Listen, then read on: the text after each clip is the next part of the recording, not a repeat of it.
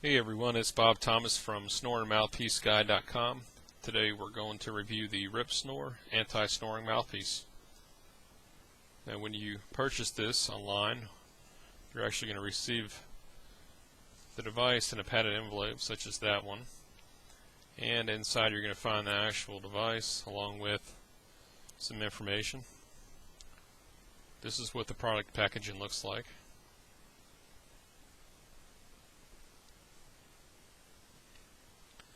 And let's open it up here, see what's inside.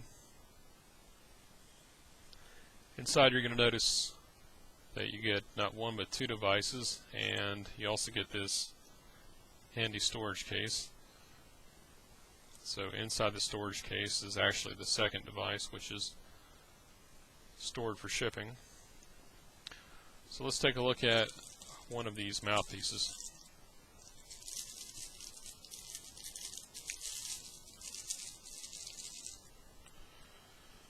First thing you notice is the front of it has this spacer, which is used to retain the shape of the air holes whenever it is actually formed. So normally you would leave this in here, but I'm going to take it out so you can get a look at what the air holes look like before molding.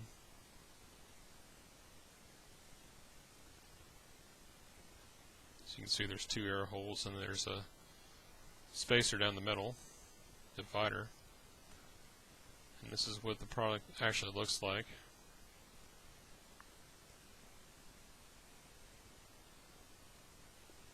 So I'm going to go ahead and put this spacer back in and then read over these instructions here and then get back with you. We're going to start the molding process. Okay guys, I'm back here and I have everything that I need to create the mold, which basically all you need is some ice water, some boiling hot water, your mouthpiece, a pair of tongs, and also I have my phone over here, which I'll be using as a stopwatch.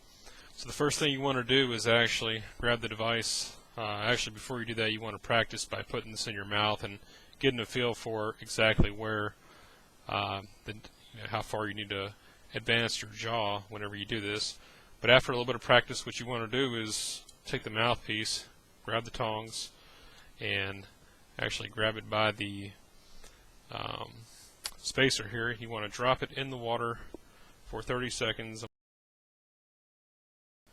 So 30 seconds is up.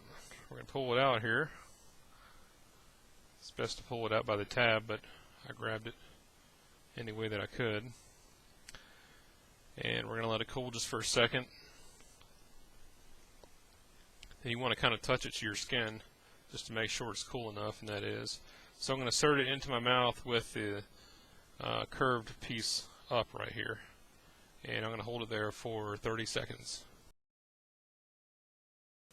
One thing that I failed to mention while I was doing this, I was actually sucking the air out as I was going. But I'm going to go ahead and drop in the ice there. So you want to leave it in the ice water for 60 seconds, and that helps to retain the shape.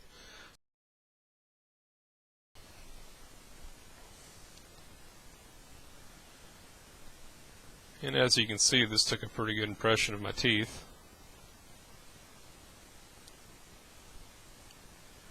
Something else that's important that you want to remember whenever you're actually doing this is that you want to have your jaw pulled slightly forward, because that's how these devices work. It's called a mandibular advancement device because it actually holds your jaw forward while you're sleeping to prevent snoring. So that's kind of the principle behind how it works. But this is what it looks like after it's done. We're going to take out the plastic retainer, which I had to give it a little turn there and broke loose. Let's take it out.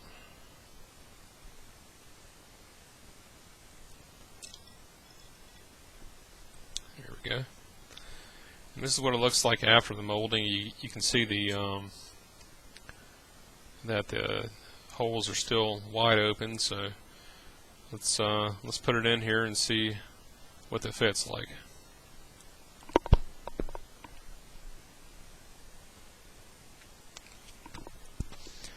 Okay, yeah, it fits very closely to the inside of my mouth. It actually holds the jaw forward as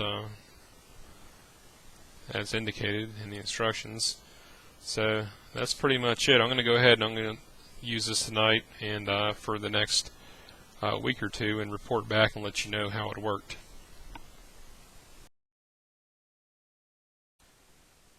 Hey everyone, it's Bob, and I'm back after trying the Ripsnore out for one night. I'm happy to report that it actually stopped my snoring.